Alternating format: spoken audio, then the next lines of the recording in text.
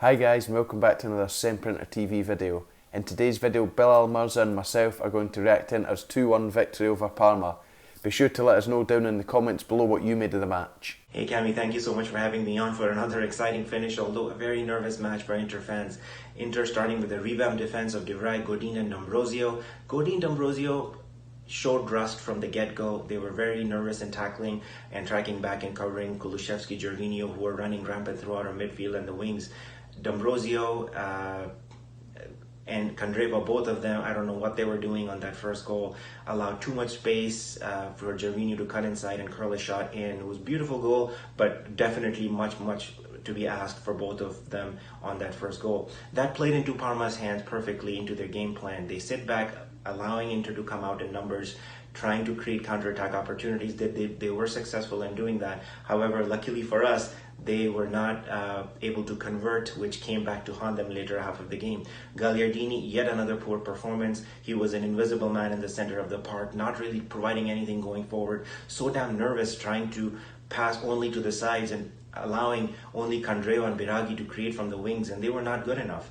Completely putting in cross after cross, either it's way too overshot or straight into the defenders. In the second half, when Eriksen came off, along with Candreva and Biraghi, on came Young and Moses. They provided a lot of energy to the lineup, even though Alexis Sanchez was filling in the same role that Eriksen was. He was able to provide that spark because he was very energetic, demanding more from his players around him, giving them orders and instructions of where to be and how to play. And he was able to make the first line of defense miss, pulling out further defenders from the center of the park, creating enough opportunities for our attackers. That completely switched the momentum of the game. And we were lucky to get the go-ahead goal, which really threw off Parma off their game. De Vrij, who had been outstanding all game, he provided with the first go-ahead goal as well. Perfectly placed header. The glancing header was a thing of beauty. If you haven't seen the highlights, I really recommend you do. And that threw Parma off their game entirely. They came out and Kuchka got a red card, and that played into the second goal that Inter scored, where Moses, holding the ball on the right wing, no-look turnaround cross to the far post where Bastoni was completely unmarked and scored the go-ahead goal. Calmed the nerves down, put Inter back on the winning track, and psychologically a huge win going in rest of the season. I agree with you there, Bilal.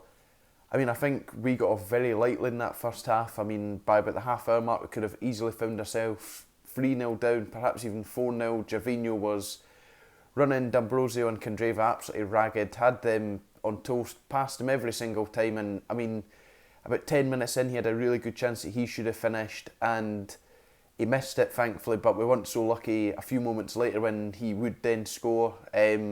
Antonio Candreva, no idea what he's doing. Rumour has it he's still sliding, trying to get that ball. Very poor defending, and I mean, I don't think we could really argue with going behind. We were lacklustre. We had nothing to the game at all, and that was kind of seen throughout the game up until about the 80th minute. It wasn't like we'd played any decent football or anything like that, and we were deservedly behind going into the half-time interval.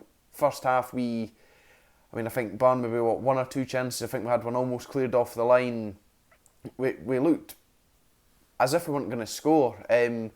Second half started and Parma were once again the side looking to score, whilst we didn't. We weren't playing to our full potential. It was just looking like one of those games where Parma were going to maybe score another one or two and we were just not going to do anything. But around the 70th minute mark, Cristian Stellini, who was standing in for the suspended Antonio Conte, decided to change things up a little. He swapped both fullbacks, and I mean, certainly I felt this changed things a bit. The delivery under Candreva and Biraghi had kind of become a bit stale, but with Young and more so Moses actually, I felt the delivery kind of varied a little. We then managed to pull ourselves back into the game. We had a good wee spell.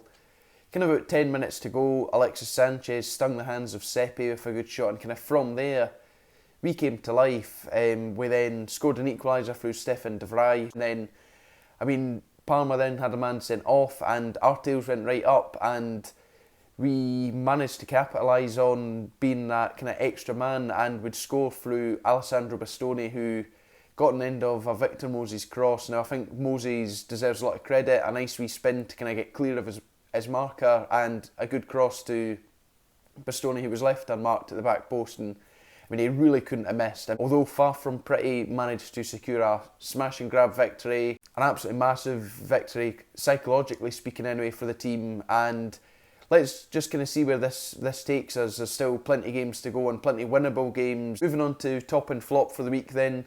What was the top for the week then this week, Bilal? For me, the top of the match has to be Stefan de Vrij. Did amazingly well in the center of the defense, keeping Cornelius quiet, who has been hot, scoring 11 goals of 20 matches for Parma this season. Not only doing solid defensively, but also popping up on the offense because nobody else seemed interested in scoring a goal. So he scored a tying goal for Inter, bringing us back with 10 minutes remaining and setting us up perfectly for the go-ahead goal at the dying seconds. Man of the match performance for me, Stefan de Vrij. The flop for this week for me would be the first 80 minutes. As I said in my review of the match, very, very poor, very few kind of good chances created, and with all due respect to Parma, yes, they're kind of chasing Europa League qualification.